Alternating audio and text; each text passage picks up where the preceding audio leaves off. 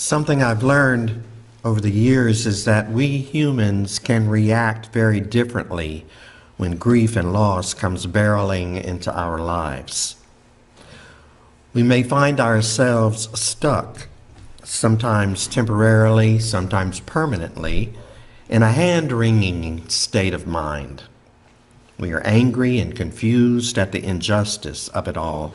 We need someone to blame, and that someone frequently is God. How could God allow this to happen? Or why would God cause it to happen? We wring our hands as we ponder the question of what now? What do I do now that my life has been completely overturned? I'm pretty sure that as long as we are caught up in this hand-wringing stage, we will be unable to experience any sort of peace in our lives. Another way to react to chaos is with the sort of blind resignation to one's fate. We find a bit of comfort in the idea that whatever has happened, the loss of a loved one, the home that was destroyed, the accident that has left us disabled, what has happened is God's will. And if things are ever going to be better in our lives, then it will be God's doing. In this sort of circumstance, there is a kind of peace that may settle in over our lives, but it comes at a high price. We resign ourselves to the idea that we have no power. We are nothing more than pawns in a great cosmic game of chess, waiting for God to make the next move. The sort of peace we experience is a spirit-numbing, mind-numbing peace, one in which we are nothing more than passive observers of life. But there's a third way to react to crisis, which is unlike either of these two responses. It's one in which we acknowledge and mourn the damage to our lives, as in the first example, but we don't remain stuck in this stage of grief, paralyzed in our loss and asking questions that can't be answered. Nor do we take up the chorus of Que sera, sera, as in the second example I've given. Instead, the third response is one of rolling up our sleeves and getting to work. We face the task of making the world a better place. We refuse to accept the loss in our life as God's will. We survey the damage and begin the long, arduous work of creating a better world for the future and working for change. We comfort others who are experiencing loss, and in so doing, we discover a peace within ourselves, even in the face of our turmoil, and a sense of calm, even while the storm continues to rage. This morning's reading from the Hebrew Bible was written to a people who were in the throes of chaos. Based on the text from the chapter just prior to this morning's reading, one commentator describes it this way: their nation and capital, Jerusalem, are in deep trouble. The Israelites are morally bankrupt, religiously rebellious, and guilty. Their capital is full of murderers. Israel's leaders are wantonly corrupt. The land of Israel lies in tattered ruins.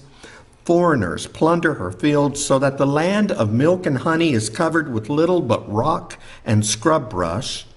Israel's cities are shabby wastelands that foreign powers have thoroughly looted. God calls the Israelites survivors, just a shell of their former glorious selves. Large armies have shrunk Israel to nothing more than a fortress under attack, whose citizens have a siege mentality. Human nature being what it is, I suspect that the responses of the people of Israel to their surroundings were varied. There were probably plenty of hand-wringers who blamed God for their situation, and plenty of people sitting with a smile pasted on their faces, sure that the ruins in which they sat were all part of God's plan.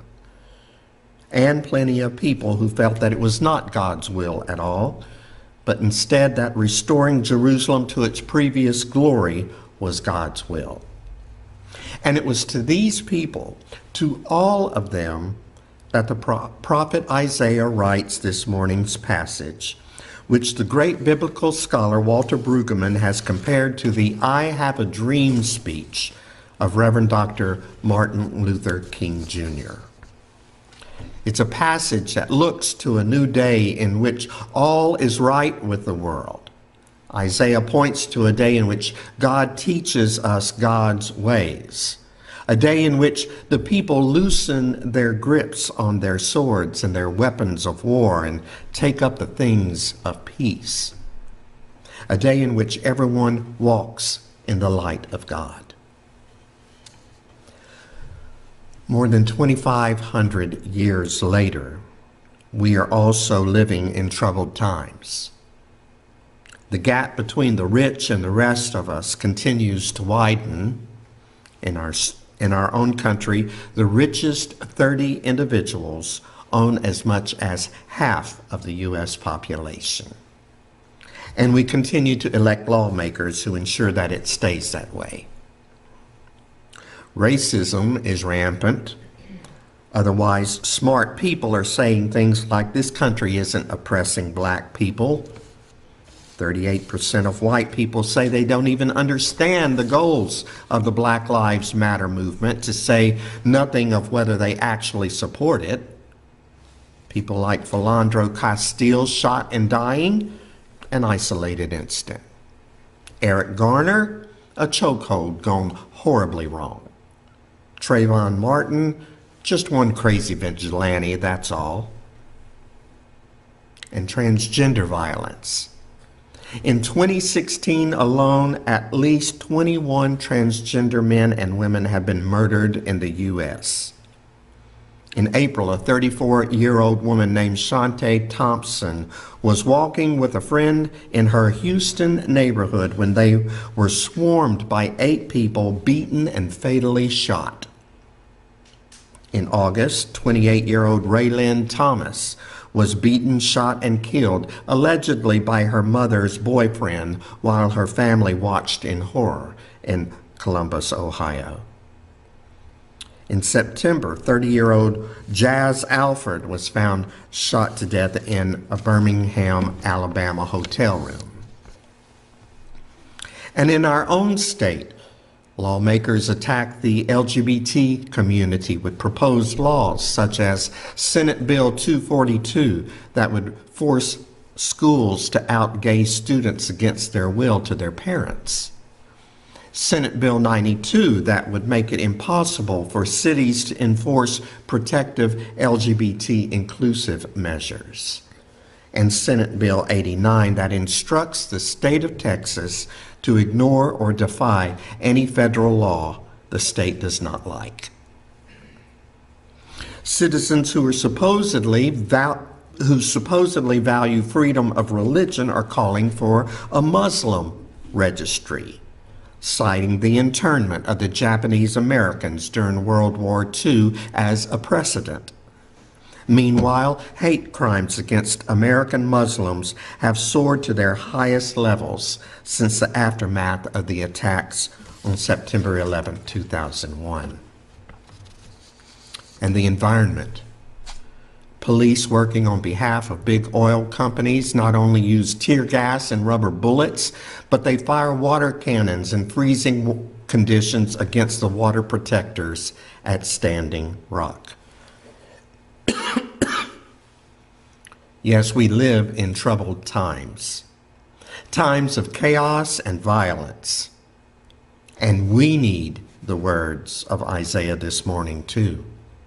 We need to hear that God will judge between the nations and will settle disputes for many peoples. We dream of a day when nation will not take up sword against nation, nor will they train for war anymore. But what good is talk about peace when so many of our communities and neighborhoods are riddled with tension and violence? It's good because texts like this one reminds us of the alternatives to the course of war and violence that we've chosen and choose. It's good because it gives us a destination to move towards. And for those of us who refuse to accept today's news headlines of violence and injustice as God's will, it motivates us to start working for peace. For me, that means I will let my lawmakers know I am against any law that discriminates against others. It means that I will register as a Muslim if I have to stand in solidarity with our Muslim brothers and sisters. It means changing my bank from one which bankrolls big oil companies to one which does not. It means financially supporting a local safe space for homeless youth. It means doing what I can to make the world a better place. And even though I sometimes wonder if I am having any impact at all, and even while the storm continues to rage, I discover within me a peace, a quiet peace, anchored deep within my soul that assures me that I'm on track, that I'm acting on behalf of a God of grace and love, and that as long as I stay the course, all will be well. As frightening as the world may be in which we live, I am able to sometimes tap into a sense of peace, God's peace, a peace that passes all understanding. And I'm grateful for this morning's passage, which assures me that that peace is not a pipe dream. Peace came into the world with the person of Jesus Christ. Peace I leave with you, he said. My peace I give to you. So don't let your hearts be troubled, and don't let them be afraid. In these uncertain times, may we be enlightened with God's peace. May our hearts beat with the rhythm of God's peace. May we feel that peace wherever we are. And may God's peace dwell in us so that we are at home everywhere, even within the turmoil and chaos of our world. Amen.